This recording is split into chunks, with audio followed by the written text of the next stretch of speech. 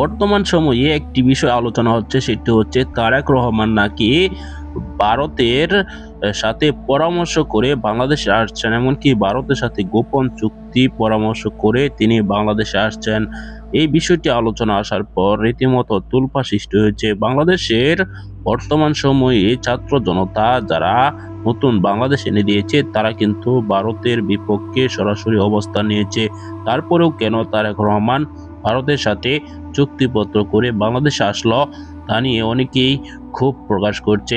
দর্শক, ইতিমধ্যে আপনারা দেখেছেন হযরত শাহজালাল আন্তর্জাতিক বিমানবন্দরে এসে তারেক রহমান নেমেছেন।